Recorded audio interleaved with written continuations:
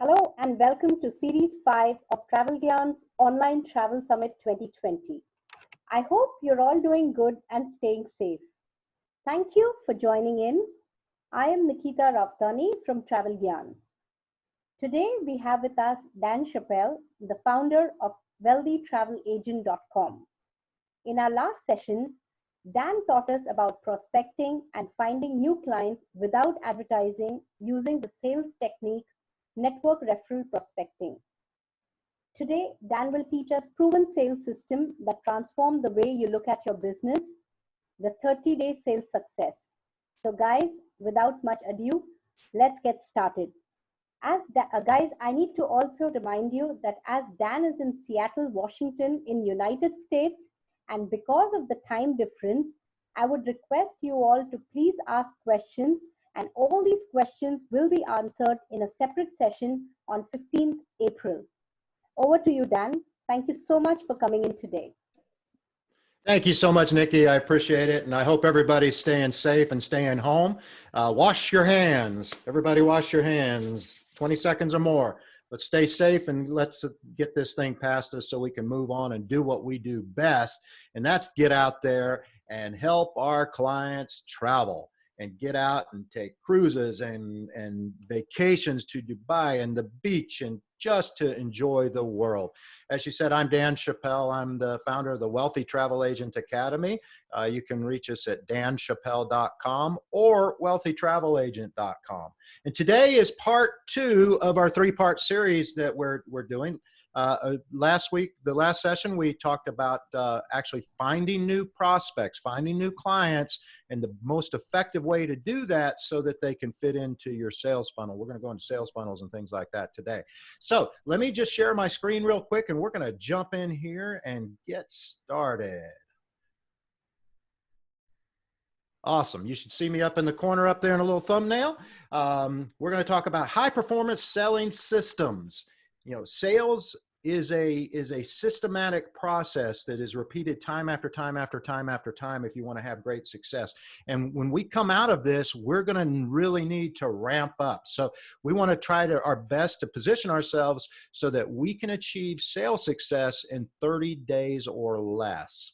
Now, there's something that I want to share with you, because, you know, we all say we're in the travel business, we're in the business of doing this, we're in the business of doing that. Peter Drucker, who is known worldwide as the father of business management and business consulting, said this, and it's important that we get back to the simplicity of what we do.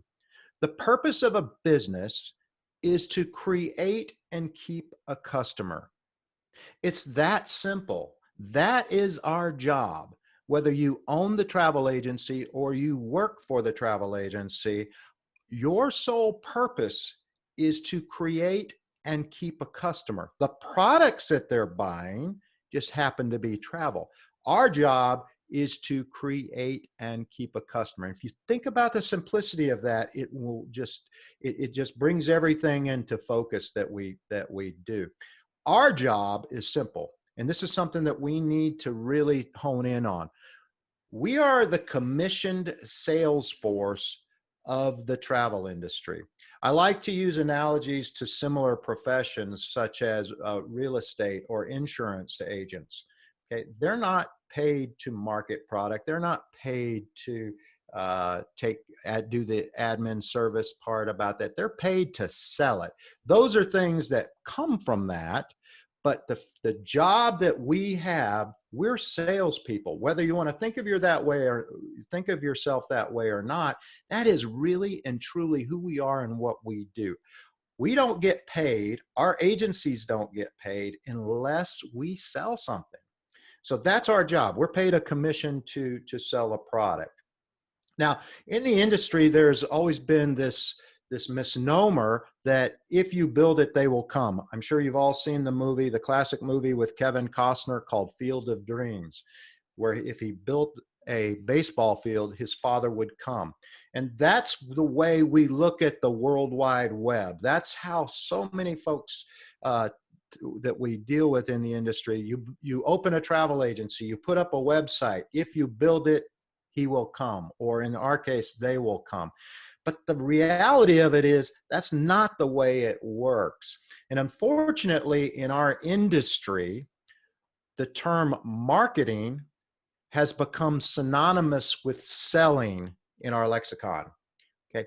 Marketing has become synonymous with selling. They're two very different disciplines, closely related, but very different. Okay. You can, as a salesperson, you don't have to have marketing to sell something, but for marketing, you got to have somebody to sell what you're doing. Okay. If that, hopefully that makes sense. Because we have come to believe, and it's a lot of it is, I'm going to throw this back on suppliers and agencies and stuff like that, is if you market something, people are going to buy it. That's how you sell. You don't have to talk to somebody because it's all done online. Well, we all know that that is not how that works. Selling is a contact sport. Marketing is not. Marketing is a reactive process in most cases. Selling is a proactive process where we're helping our clients get the vacation package that they want. And it's not always the thing that is marketed to them. In most cases, it's not. And particularly as good salespeople, we're going to learn to sell up. So here's what you're going to learn from hanging out with me today. I want you to think differently about how your business and your clientele, the people that you're working with, how you think differently about your business is going to have a profound effect on your outcomes. Okay, you're going to change your mindset. You're going to change the paradigm that you have in your mind about what it is that we do. Are you in the travel business? Are you a travel agent? Or are you a salesperson that has a great product called Travel to Sell? Think about it like that, and it changes the way we think about things. How to take control of your business. And when I use the term business, it could be your book of business, your clients. If you're the agency owner, it's your business as a whole, your employees, the processes they use, the amount of money you spend in marketing and rent and all the activities that you do. How to take control of the business so that you can spend more time with your family. Right now, you're spending a lot of time, so you're probably going to want some time apart. But when we get down to it, we're going to learn what matters most to us out of here. We're going to get used to spending time with our families, and hopefully that will change the way we work and a lot of things. How to attract customers that you need to achieve your vision. You know, if you're doing the 3 and 4 night trips to Dubai, you know, those aren't real expensive trips and you got to sell a lot of them to pay the bills. But if you're selling a more high-end vacation package, then you're going to earn more money that way. So we want, you know, depending on what your vision is of your business, we're going to talk about how to attract those customers that you need to achieve that vision. And then lastly, I'm going to give you a repeatable business process that when you practice it regularly, it'll allow you to achieve your sales goals. Think of it this way. At McDonald's or Kentucky Fried Chicken, they have a process for preparing your meal every single time. And it's done repeatedly, time after time after time, so that it can continue to increase sales. Okay. That's what we're going to do. Is basically I'm going to share with you a proven process worldwide that will allow you to achieve your sales goals. So if that's all great for you, stick around. We're going to get right into it here. Let me back up. So in case you missed our first session, I'm going to just give you a very, very brief description about who I am and what I do. And because I'm sure you're probably sitting there thinking, you know, who is this guy and why should we listen to him? He's a half a world away over in Seattle, Washington. Well, like many of you, I started in the business with a dream and a passion to deliver the same high level of service on the booking end of it and after the fact that your client receives on their vacation. I worked on board cruise ships, and we found that most of the issues that we dealt with on board at that time were travel agent related. So we knew we could do a better job, and that's where we started our travel agency, and we're very fortunate and grew it into a very successful company.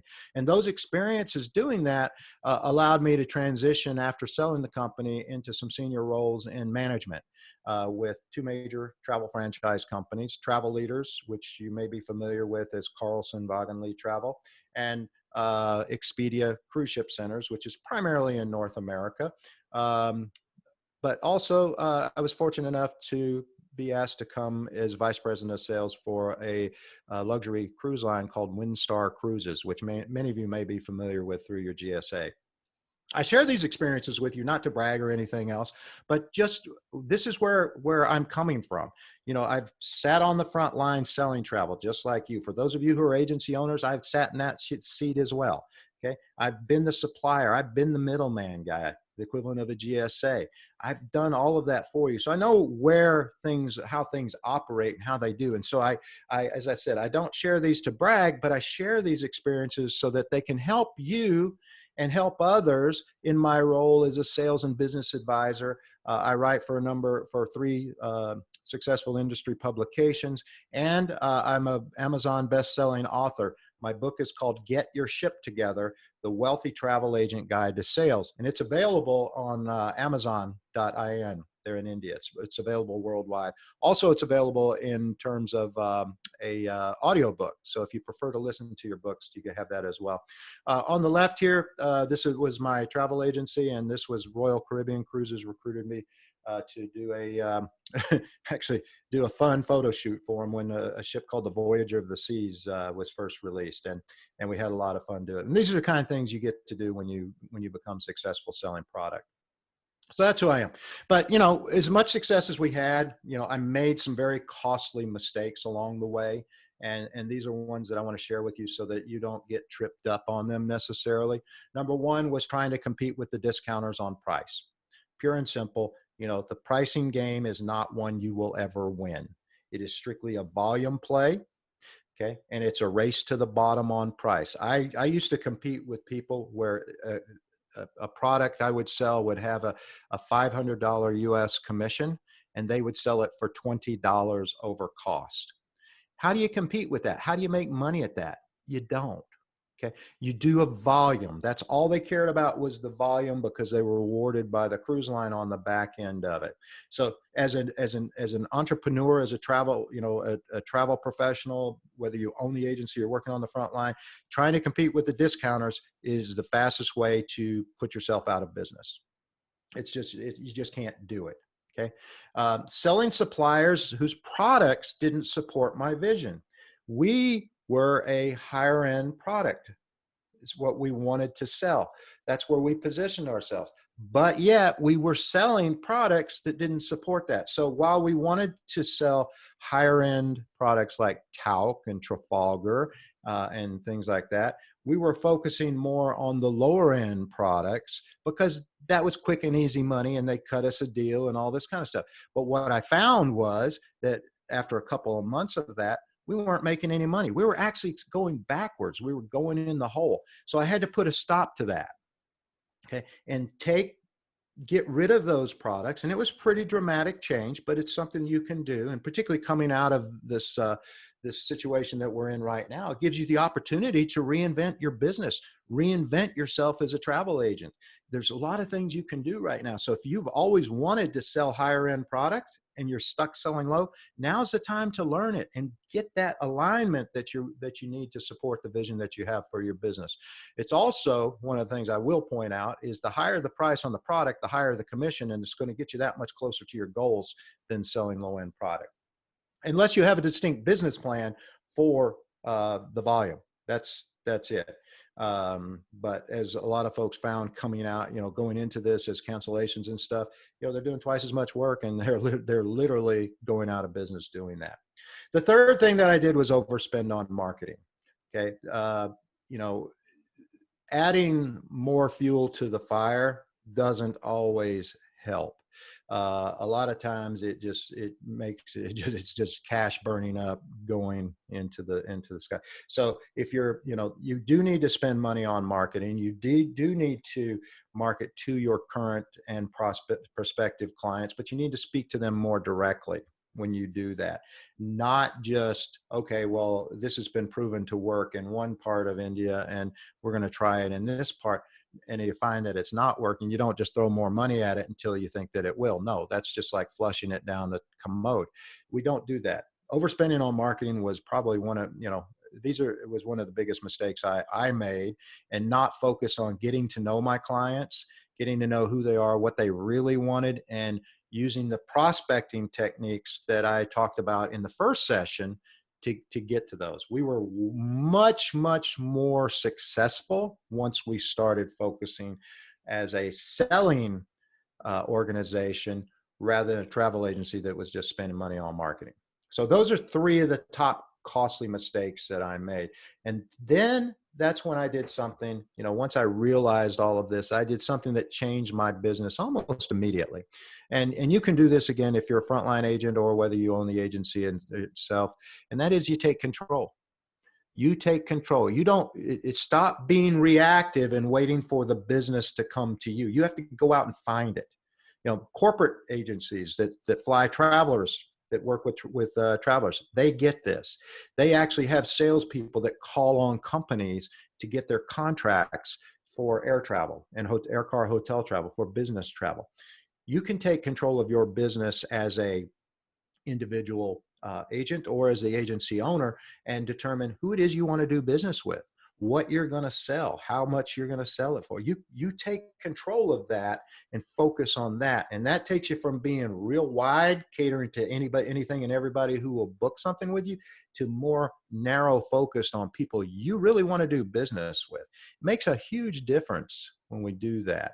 So the first thing we want to do to get there is we got to get the proper mindset. We've got to, when we change a paradigm, it all starts in your head. And we start that by getting rid of the crap. CRAP, and it's an acronym that stands for criticism, rejection, antagonists, and pressure. So you're going to always have people that are going to tell you, you know what, you're never going to make any money as a travel agent. You're never going to make any money doing this. You're not going to be successful doing that. Why do you spend so much time and get paid so little? You're going to have people tell you that all the time. You got to let that roll off. Okay. You got to kind of put it in a box and let it sit over here. Rejection. Okay, we're in a selling business. That's a big part of sales, is rejection. And it's not because people don't want your product. It's a lot of times they just don't want it right now. Okay, everybody takes a vacation. Everybody travels. So it's not a question of that. It's a lot of times it's just a matter of timing and where it is. So people are going to say no. When I was in college, university, I actually sold door to door. And they told us when I first signed up for this, it was the summer of my first year one of university. I was 18 years old, and they said, you know what, you're probably going to be knocking on 100 to 150 doors a day. And over the course of the entire summer, which was about 3.5 months, you'll probably get no more than, 6 to 12 people slam the door in your face. I was like, okay, that's great. I can do this. I'm full of vigor and all confident and cocky. And so they sent us out, actually not far from where I live today. I grew up near Atlanta, Georgia. And they go up and they say, I knocked on the first door and I went, knock, knock, knock. Hi, I'm Dan. I'm the one talking to all the families. Bam! They slammed the door in my face. First door, first day. Now, what did I do? Did I go to the next house and knock on the door? No. I packed up my bag. I took my stuff. This was about 7 o'clock in the morning. And I went to the local coffee shop and I sat there. And I sat there for the better part of 2 days. This was before cell phones were widely used. And I called on, I believe it was on a Wednesday, Tuesday afternoon, I called my sales manager, who was just another college kid, and told him what happened. I said, I don't like this. This is not for me. I'm going to move. I'm going to go home. I'm going to work for the brick mason I was working for at minimum wage. It's good job, good work, steady work, and everything, that my summer will be fine. And he said, sit tight. I'm going to come out and I'm going to show you how to do this. And he did. He came out, and the very next day, and we went and we knocked on the door next door to the house, and they were very polite and said no. And we knocked on 3 or 4 doors like that, and they turned us away. We knocked on another door, and they let us come in and look at what we had, the books we had. They were study guides, and they chose not to purchase. And we knocked on a few more doors, and they let us in. We showed them the books, and they bought. Okay. We had a lot of rejection in there. Now, when they bought, I got upset. Why? Well, main reason was I was upset I didn't get the commission. It was my territory. I wanted the commission. But you know what? I didn't do the work. Okay. He did the work, and I learned from that because those books sold for $65 US at the time, and my commission off of it was $35.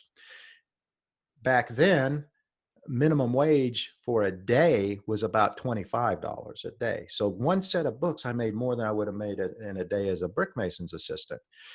That's a big thing. So I learned from that. I learned that you lead by example. But I also learned that most of the time, it's not personal. People aren't rejecting you. They're just rejecting what you have at that time. And you know what? As when I came back later in the summer to deliver, I actually sold more books to some of the people who said no because they heard about what I was doing. Okay. So we are going to get rejected.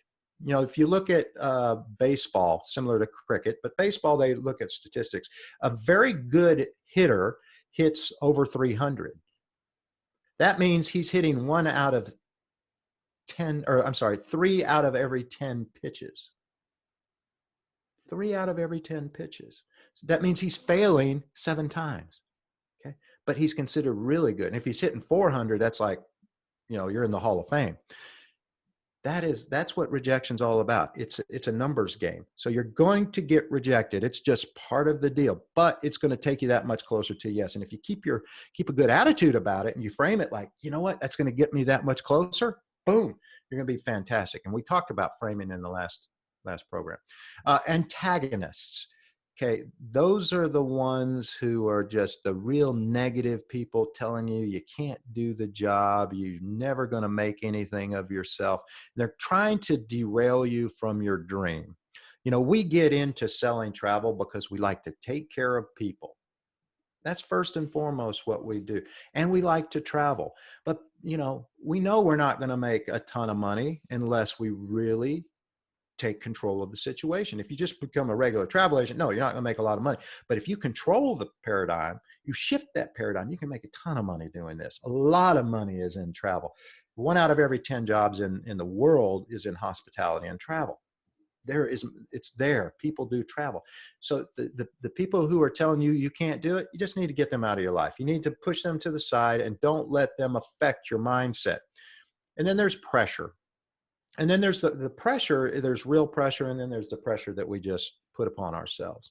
You know, if you're really busy and someone says, I'd like a quote on this, or could you give me some information about a particular trip? And you say, well, I'll get it to you within the hour, knowing full well that you're backed up, you can't get to it till the next day. That's okay. You tell them that. Okay. You put a deadline on yourself that you can't meet. They're going to lose faith in you and you're going to fail. But if you tell them realistically, I can get it to you by the end of the day or first thing the next morning, no problem. Great. I look forward to hearing from you. That's all you got to do. It's us. It's here. We put those artificial deadlines in there. Now, real pressure would be like the deadlines you have for deposits or final payments or making sure that they show up at the ship or get on the airplane or pick up the car. And those are some real deadlines that we have some pressure behind us. So we want to get rid of the crap. We want to get rid, basically what getting rid of the crap is get rid of the things you can't control. Stop thinking about the things that you can't control and focus on the ones that you can control. And that means getting your ship together. Hence the title of my book. Get your ship together, as obviously it's a play on words, but it stands for skills, habits, inspiration, and performance. Okay, so we have, for what we do selling travel, we have specific skills that we have. Well, most of us have a lot of product knowledge. We do. The opportunities are there from the suppliers, the webinars, even Nikki's company. They do tourist bureaus and products, tour companies and cruise lines. They have videos that teach you all about product. And that's easy to get. But most of us, again, as I mentioned, we get into it because we like to travel and we like to take care of people. Who said we got to sell something? Okay. The reality of it is we do. We're in the selling business. So there tends to not be a lot of resources available in the industry for that. I feel that need. I'm a salesperson, a professional salesperson, and I teach professional sales training. Okay. But there's not a lot of that in the industry. So we have to look outside of it sometimes. And when you do look outside, look for those who've been successful selling real estate, selling insurance, other things that financial advisors that are commission-based. and learn to emulate those people who are doing it well. There's training programs or online training, which I offer online sales training. There's other folks that do that too. There's books, there's audio books, you name it, it's out there. There's no shortage of sales training, general sales training. Mine's specific to the travel industry, so it's something to consider. But you need to have the skill sets to be able to do the job. Okay. And we all think that we do because we have product knowledge, and product knowledge is not our job. Knowing what you sell is a basic fundamental of a salesperson, is being an expert on what you sell. But the selling process is one that you need to be very familiar with. We're going to go into that actually in a little bit here. Habits. What is it? The habits and rituals that you do every day that will contribute to, or are they a detriment to your success? Only you know what those are. Inspiration. What is it that gets you out of bed every day? You know, what is your purpose? Why do you do this? What is your motivation to show up every single day, even while you're home quarantined in lockdown? What are you doing to make yourself a better person first, and a better travel agent to your clients when this is all over with? If you don't know what that is, if you don't know what motivates you and what your purpose is behind it, it's okay. That's okay. Sit back, think about what that is, and put it into words and put it on paper so that you can look at it every day. You may find that this isn't the business for you anymore. And that's okay too, because it'll keep you from wasting time and money and trying to better yourself and just staying in a job that's making you miserable. Now is a great time for reinvention. That's what I tell my clients and my students. If you're looking to reinvent your business, who you are, what you specialize in, where you're going with it, now's the time. We've got a blank slate right now. Take advantage of it. And then performance. Performance is key because, you've got to have goals. And we're going to talk about goals in our live Q&A session. In session 3, we're going to talk about a lot of things that you can do that if you start putting those habits and rituals into place that are going to help you become a better salesperson and better serve your clients. Self-management, metrics. What is it that you should be looking at to determine whether you're successful or not? It's easy to say, oh, I'm a success, but well, how do you quantify that? I have people tell me all the time, most of my business is repeat and referral. Okay. How much of it is repeat? Usually they can give me a number. It's usually wrong, but they'll give me a ballpark. How much is it of its referral? The rest of it? No, it's not.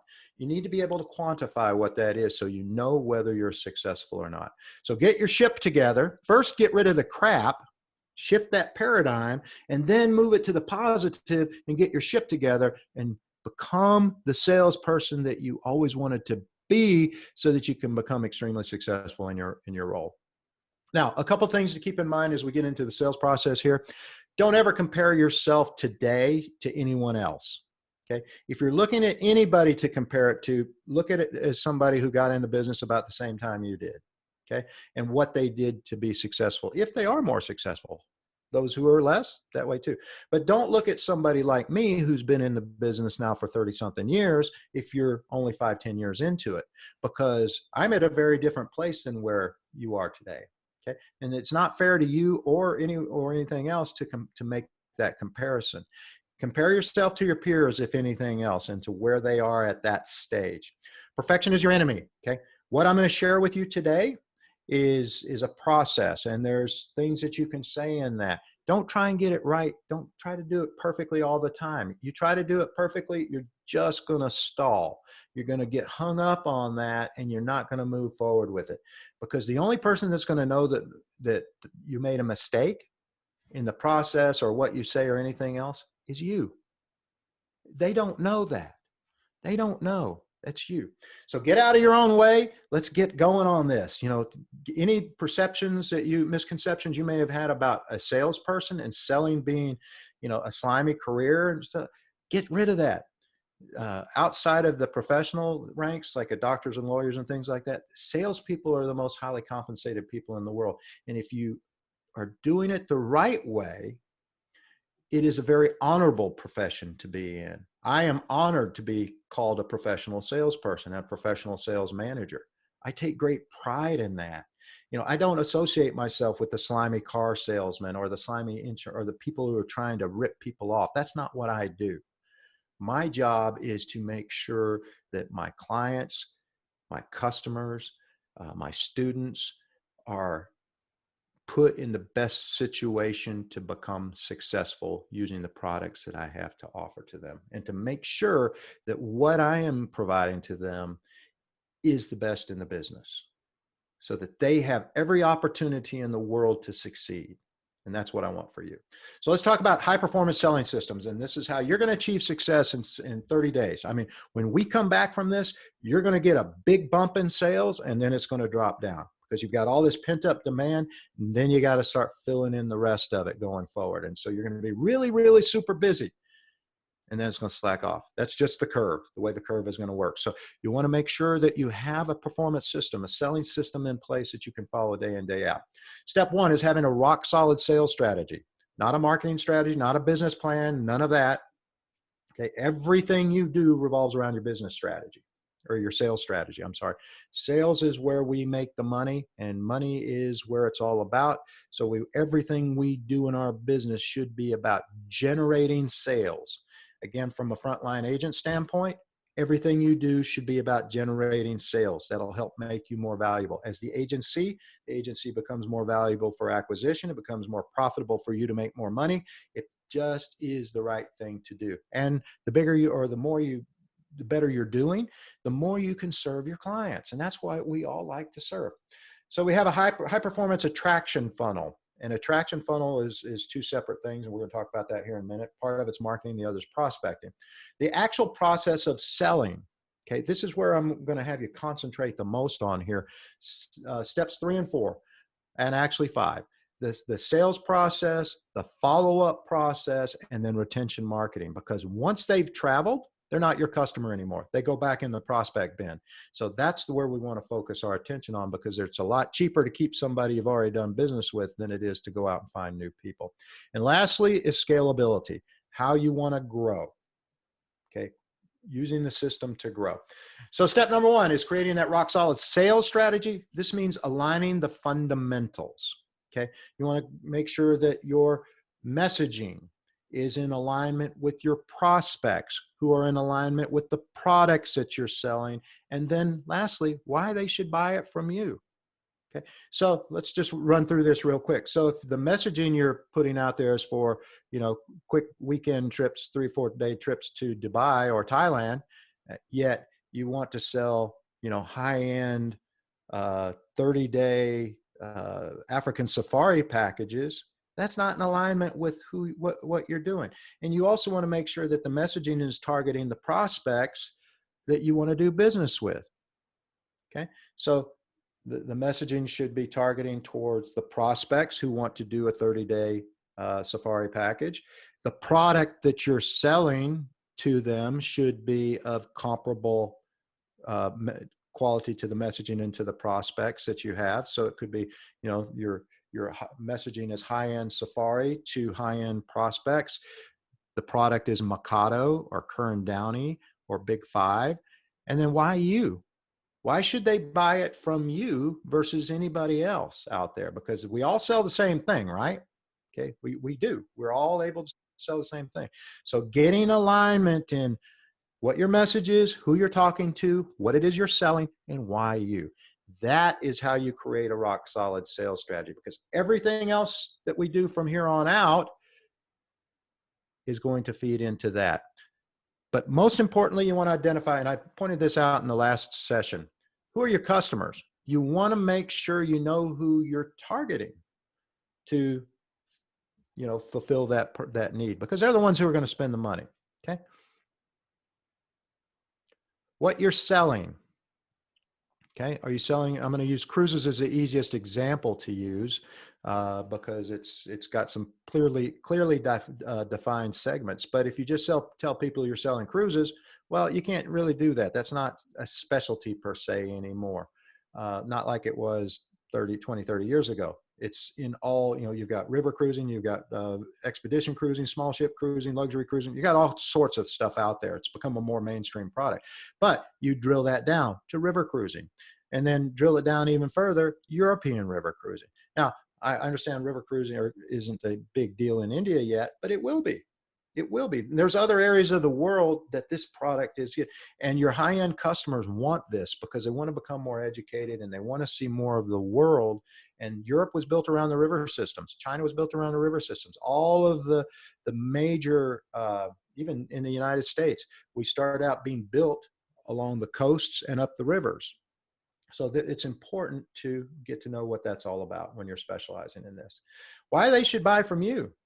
What is it about you that makes you special? Let's get back to the ship profile. Skills, habits, inspiration, and performance. Why should they buy from you? What are you going to do for them that they can't get anywhere else? And it's not price. It's a service issue. It's what you're going to do to make them have a seamless vacation where they don't have to think about it at all. You're going to be just as important to this vacation package as the air, the car, the hotel, the beach. Everything is part of it. They would not even think about buying anything that you weren't involved in. That's what you need to identify yourself and figure out what that is and make it there. 92% of consumers trust recommendations from their friends and family all over all forms of advertising, and this is worldwide, okay? This is a worldwide figure. 92% trust recommendations. So why are we spending all of our time, our effort, our money on trying to get that 8% when we can be focused on the 92%? So these are the people that we talked about, and I went through the exercise in network referral prospecting in section 1. So if you haven't watched the first session, I'm just going to suggest you go back and watch that or review that if you need to, okay? Because this is how you develop clients coming in. So part number 2 is the high performance attraction funnel. Now, we talk about funnels mainly because you're pouring a bunch of stuff into the funnel, and then what it spits out at the end, we hope, are clients as they jiggle through the processes that we have through there. What this is all about is we tend to spend our money targeting that 8%. So if you were to spend $12,000 a year on marketing, 12,000 US, you know, the reality of it is the prospects that you bring into the funnel, the time you spend with them and what it actually kicks out they're not as well qualified as the people you bring in using referral prospecting methods, because you're bringing in from the attraction marketing. These are cold people. This is the fishing. You're throwing the fishing line out there. You're letting the bobber sit and you're waiting for something to bite, and then you reel it in. Whereas with the referral prospecting, you're the hunter. You're going out and finding the people that you want to do business with, who are qualified to do business with you, and then bringing them in. And so it's a warm attraction. It's a warm prospect coming in. They already have a relationship either with you or someone that you're familiar with who's recommended you to them. So they're going to be more likely to buy. This is the best return on your investment. So I'm going to encourage you to go back and look at that presentation. There's plenty of information about marketing, but there's out in the marketplace today, but there's very little about prospecting as it relates to the travel industry. So I encourage you to go back and check that out. Step number 4 is the, is it 4? Is it 3? Did I skip one? Oh, we jumped to 4. It's actually 3.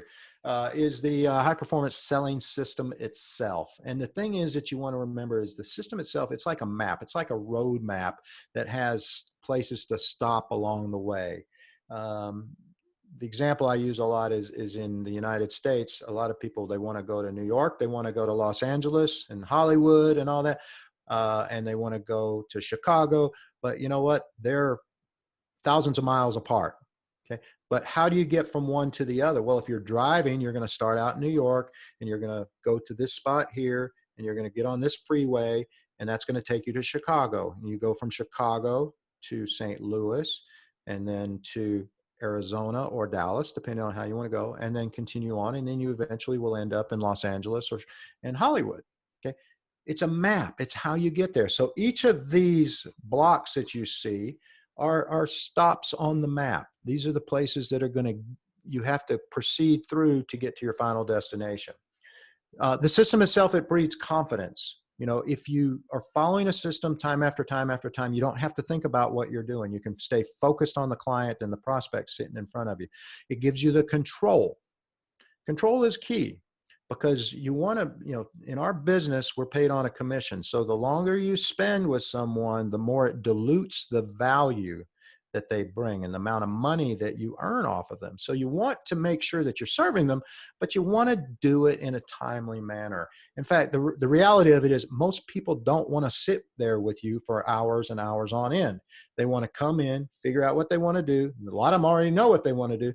Get in, get out, move on, and you take control of it from there, and which is the speed part. So if you practice this system regularly, it's going to allow you to compete in all areas of your business, including other quotes, not just people come in sitting in front of you. You should always assume that everything you do is going to be a competitive quote. So number one in this is rapport. And this rapport is an important part of this process because this is where you create a commonality. And there's three types of rapport. There is physical rapport, there is a verbal rapport, and there is electronic rapport. Electronic rapport is something that you would try to do over email. I don't recommend that you do that. I recommend if you can at all, get somebody on the phone or get them in front of you. But if you are doing it over email, be sure and just keep it extremely businesslike. Okay. Don't try to be cute. Don't try to be friendly. Don't try to be any of that. Keep it very businesslike when you're dealing with them, because you don't know if you're going to say something, the joke you make or the smiley face might offend someone. So you don't want to give them a reason not to like you. Physical rapport, if they're sitting down in front of you, the most common thing we know is it's called mirroring. And that is, it's if you make a certain move. So when I used to sit at my desk, I would put, and a prospect would come sit at my desk, I'd put my arms back like this, and I'd lean back in my desk, and what would they do? Exactly the same thing. They'd get comfortable and relaxed. Okay. And then when I was ready to get down to, we'd have small talk for a minute or two, maybe 3 or 4, depending on what we want to talk about, the weather, the kids, the sports.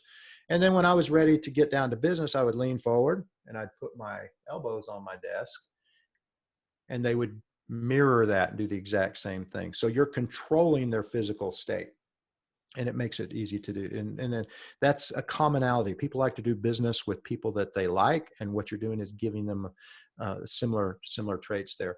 Verbally is another one, and this is something I learned when I worked on cruise ships in the purser's office. And we would have people come up all the time just yelling at us. We don't like our accommodations. Our rooms are horrible. You said I was going to get an inside or an outside room with a balcony, and I'm on an inside room. It wasn't me. It was the cruise line, that I worked for, but it was me. Their anger was directed at me. And so instead of just sitting there and saying, well, sir, I know I can probably help you, and then they would continue to yell at me, I would raise my voice and go, well, sir, I understand how upset you are, but let's see if we can figure this out. And they, just like with the physical mirroring, they would do the exact same thing. They would drop their voice down to where I was at. So I met them where they were and then brought them down to where I wanted to be so we could have a civil conversation. That's rapport. That's the simple things. Those are the, and there's whole books written about this. So that's just it in a nutshell. Number 2 is qualifying questions. We have to know, as part of what we do, right? We have to know who, where, when, what, and how, right? Before we can help them out.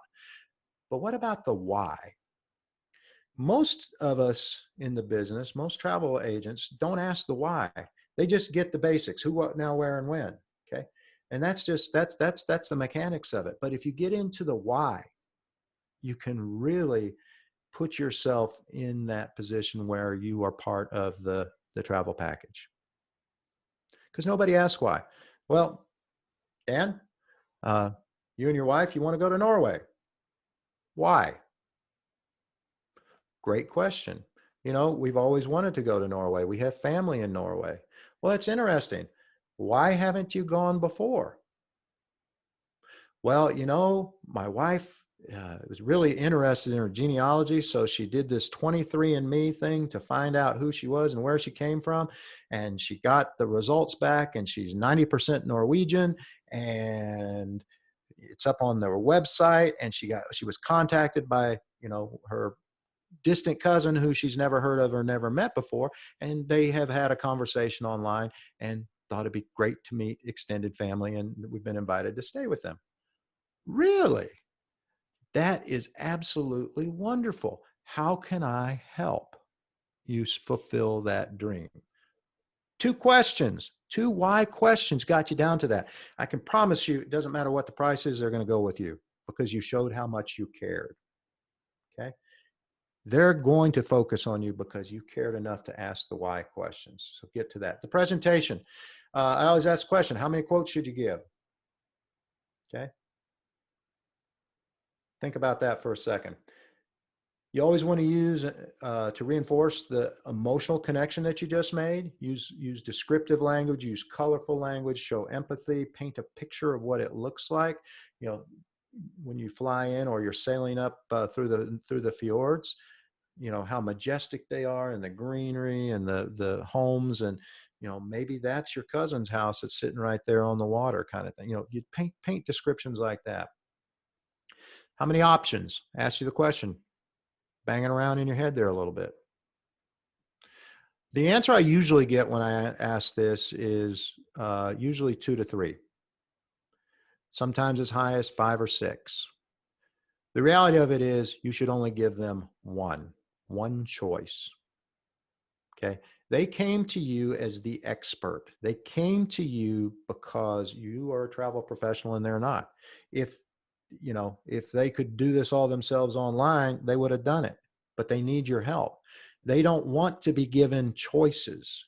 They want you, with your expertise, to tell them where and what they need to do. Okay. So if you give them 3 or 4 or 5 or 6 choices, all you're going to do is confuse them because they don't know. Don't give me a choice to make when I don't know the answer. Okay. Anything I choose could be wrong. So why should I pick? It's like, let's make a deal. What's behind door number 1, 2, or 3? You don't know. Okay. So you just get with what you got. That's where you come in. That's part of making yourself an indispensable part of the equation, is you give them the one option and you repeat it back to them. So based on what you shared with me, this is what I would recommend. This is the trip I would recommend. And then you go through and describe everything that they told you that they wanted in it. And here is why you're number 1 choice. Now, to be fair, you want to keep another option in your back pocket just in case you missed something or got it wrong. But that's what you want to do, is just give them the one option. All right, so what are some buying signals? Well, how do you know when people are ready to buy? Well, verbally and electronically, they're going to ask a lot of specific or very technical questions. Okay, they're going to ask where it goes, how much time you're going to have, what's the check-in time at the hotel, what time do you have to be back on the cruise ship, what time's dinner, those kind of things. They're going to ask questions like that. If they ask you to repeat something, the more you repeat something to them, the more that is a positive, the more they want to reinforce what they heard, so that it's they're going to be more confident purchasing.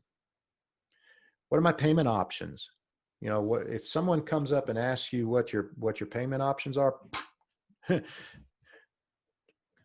do not advance to go. Collect your $200. What are your payment options? Your payment options. Here's how much your deposit is. Would you like to put that on your American Express, your Visa, MasterCard, whatever the form of payment is? Okay, go straight to the close on this.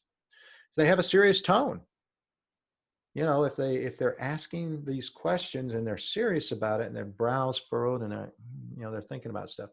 Visual. Leaning forward shows an interest. These are folks sitting in front of you. If they're listening or reading intently, you've given them a brochure, you've given them some information to read. PDA. Now, right now, we shouldn't be touching ourselves a lot, but if they touch their hands or ears, scratch their face, those go like this. Those are visual signs of interest. Those are what we call buying signals going in. So pay attention to these things. Number 4 is closing, asking for the credit card. Flat out ask for the credit card. This cartoon kind of sums it all up, where our study concludes that this is the percentage of our customers who will buy from us without any effort whatsoever on our part. That's 0. Okay. You can't give them all this information and not ask them to buy. That's just like standing there handing out money. Okay. They're not, you're going in, excuse me, you're going in the hole. So you have to ask them to buy. You should always assume that they will buy from you. If they have spent the time to get on the telephone with you, come into your agency and sit down in front of you, or type out an email to you, you should assume that because they've taken that time and invested in that, they're going to buy from you. Okay. Always assume that. Don't just say, well, if you're shopping this around and get a better price. No, you don't do that. You assume that they're going to buy from you, and you talk that way. You're going to confirm the reservations back to them, and then ask for the credit card. And then once you ask for the credit card, shut up. Don't say another word. Let them speak first.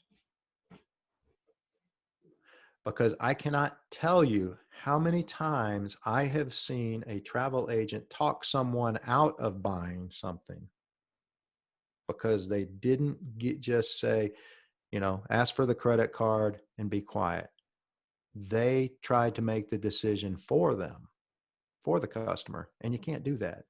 They're either going to say one of two things: yes or no. That's it.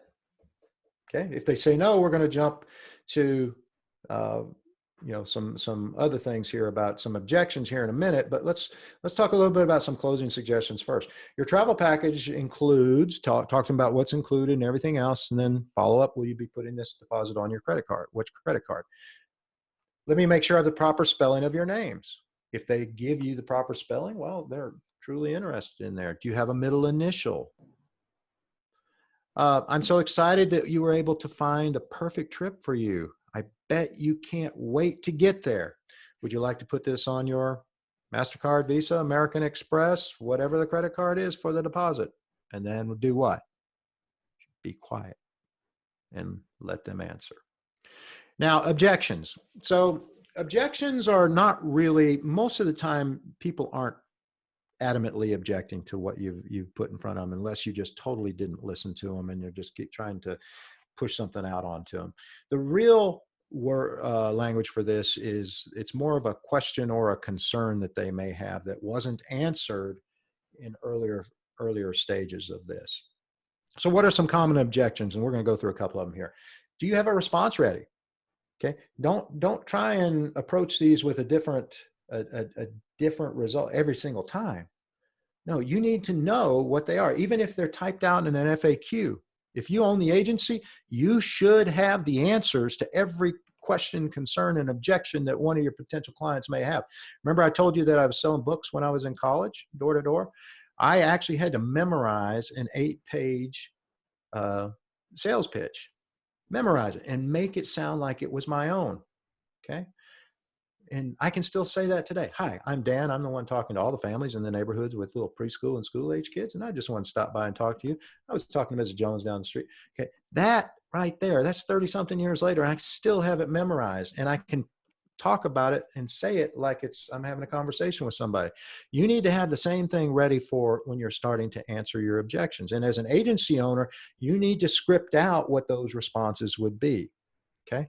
Keep them handy, because you want to be able to deliver consistent information throughout. Now, did you answer their concerns? If you did, ask for the credit card. When you feel like you've answered their concerns, ask for the credit card again. If not, keep asking questions. And then when you get it done, then you need to ask again. I need to check with my spouse. This is probably the one you're going to hear the most. Now, the first one that we have is what I like to call the puppy dog close, where you're going to send her home with a confirmed option and brochure. So this is my dog when he was a puppy. And basically, this is why I call it puppy dog close.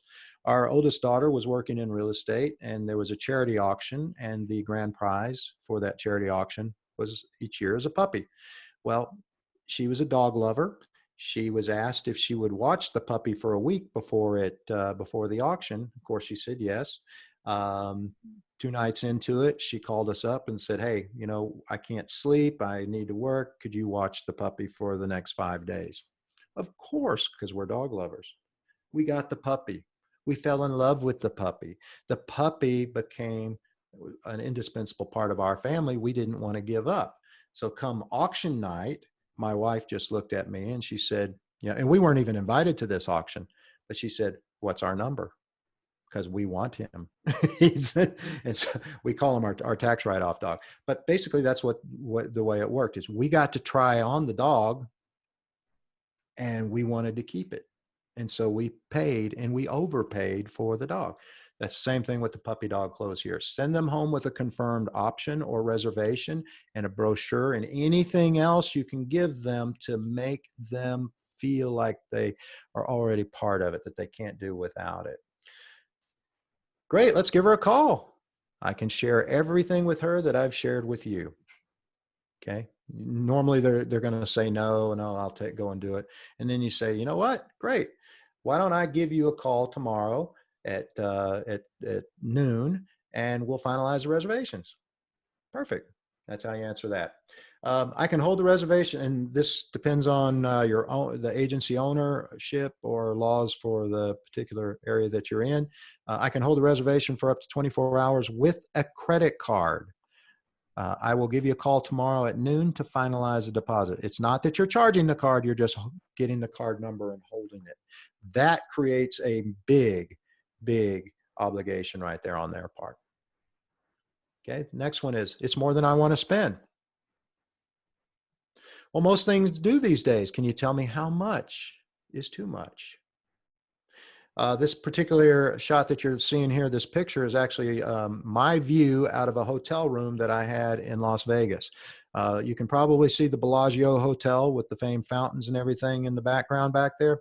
That wasn't my view. My view was the air conditioning system over the casino. Why? Because I was attending a conference and I didn't want to spend the extra 10 bucks. Okay, so this is the view I got, was of the air conditioning system. Which brings us to the next one that says, based on what you shared with me, and you need to repeat it back to them because they told you what they wanted, this is how much it'll cost. I can certainly look for a less expensive package, but I must ask, and this is key, I must ask, what is the least important thing that you're willing to give up to get to that price? See, the thing is, they've told you everything they want, and you basically fulfilled that. They're not going to want to give up anything, and they will be willing to pay. It's just like, if you want to send, if you have clients going to Paris, everybody wants a view of what? The Eiffel Tower, right? Okay.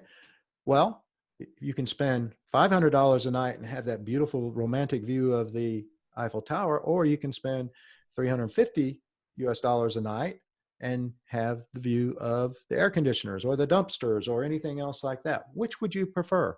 Well, nobody's going to want to look at the dumpsters, okay? Particularly the wife or spouse is going to say, absolutely not, we're paying the extra. That's how you get there. Follow-up. Follow-up is key. This is where most of us in any sales position, this is where we tend to fall off the wagon here a little bit. Okay, we get so focused on getting new clients that we don't follow up the ones that we have. So here's a short little way that you can get there. Just make a note of this this process and practice it and use it, and it'll get you where you need to go. And we talked about this in section 1. Okay, follow up. First of all, you call them up and you be personal. You got to be relevant. You want to give them something that's going to entice them to book with you today, which is your call of action.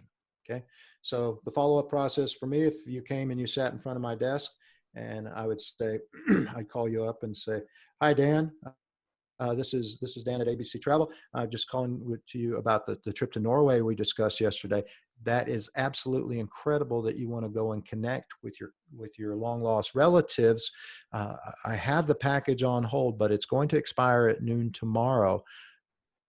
Which credit card would you like to put that on? Now, if they don't answer the phone, or they say, well, I still have to follow up with, then you do the process again and again and again until you get a firm yes or no. Number 6 is retention marketing. Okay. We've paid so much to get them into our funnel and turn them into clients. It doesn't make sense to let them go. So statistically, at least North America, and I'm sure I've done this in Australia as well, so I'm sure it's similar in India, only 25 to 30% of your customers will ever purchase from you again. It doesn't mean that they're not going to travel. It means that they're not going to purchase from you. And the biggest reason people do not buy from you again is indifference. They don't think that you care about them. So let me go back to my analogy before of baseball, similar to cricket. 25% of your 30% of your customers will buy from you again. That means 70 to 75% will not. Those are not good numbers. You want to bump those up as much as you can. Even a 5% bump is going to huge increase to your bottom line. So the 4 retentions are communication, content, consistency, and community. So you want to communicate with them on a regular basis, giving them content that they're interested in. You know, if they want to go to Tahiti on vacation, you know, don't send them information on Dubai. Okay. Consistency, doing it on a regular, but this is where we all typically fall off, and it's in any industry as well, is being consistent with it, sending them stuff on a very regular basis. And then the community, making them feel at home, making them feel like you care about them. You know, whether you create a Facebook group, whether you create, do client appreciation events in your travel agency. A lot of ways you can do, even online through Zoom events. Invite your clients to a Zoom event right now, or some sort of online meeting event, and just, you know, do like a happy hour kind of thing. You know, there's ways that you can do that to increase the community. But those are your key things, 4 key things to retention. Lastly, I got the numbering wrong on all this, and I'm not going to spend any time on this because it's about scalability. The key difference between growth is that scale is achieved by increasing revenue without significantly increasing costs. How do you do that? You have to have strong systems and processes in place to make that happen. People are interchangeable, but the systems and the processes need to be clearly defined. And as long as you do that, then you can build up and out. So nothing I've shared with you today is anything that, you know, might work. It's not any fluff. It's not theory. It's not anything I've read in the book. This has been proven. These sales techniques have been proven by thousands of sales and travel professionals around the world, and in various industries. Because, you know, the travel agency model is a commission-based model, and that's why I referred several times to insurance, real estate, you know, anything that is pretty much a commission-based type of an industry can use the similar processes that we work with here. Other industries like real estate and insurance tend to be more clearly defined in them. They've put a lot more emphasis on that than we have in the travel business. And those times are changing, and it's something I can certainly help you with, because I focus on teaching sales techniques and processes and management to travel agents in particular. The 4 C's of life: choices, chances, and changes. You must make the choice to take a chance if you want anything in life to change. Right now, we are at a time in world events that we have not been to in hundreds of years, where we can literally change where we are, reinvent who we are, reinvent how we do business and who we focus on, and who our clients are, what the products are that we sell. We're at that point. Okay. We are at that point. Now's the time to do that. We're going to have plenty of time to put those changes into place. Choices, chances, and changes. I love to live by that slogan. So any questions, any comments, you can reach out to me directly now at, you can find me on Facebook at Wealthy TA. You can find me on YouTube at Wealthy TA. On LinkedIn, I'm happy to welcome you to my profile on LinkedIn. You can send me a direct email at dan@danchappelle.com. And I have a podcast, a travel agent podcast. It is available on just about any podcasting platform. Obviously, the most popular is Apple, but virtually all the podcasting platforms are there. So thank you so much. I look forward to welcoming you to our 3rd and final session in this series, where we talk about goals, goal setting, and any questions, comments, and concerns that you may have as it directly relates to your business, kind of like hot seat coaching. So thank you so much, and I look forward to seeing you then. Dan, thank you so much for joining in today. The training was so informative and interesting. And I'm so confident that I take the liberty to speak on behalf of my audience today that your trainings have given a whole new insight. Some of the takeaways from me from today's training is not trying to compete with discounters, as this will throw you out of the game. And honestly, this is actually the need of the hour. I'm sure this resonates with my fellow travel professionals also who are here today. And not to forget your master stroke, which you shared with us, get rid of the crap. I will remember this. This was interesting. So, audience, I hope today's training will help you reinvent and realign your business when the worst is behind us.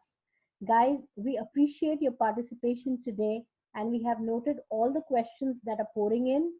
We will have Dan in a live session on 15th April again. That is after 2 days at 12 p.m. Please make a note of the time that this webinar session will be at 12 p.m. and we look forward to meeting you then. Please share your feedback on today's training through a small survey form at the end of this webinar. Thank you and stay safe. This is Nikita Rawtani signing off. Take care. Thank you. Thank you, Dan.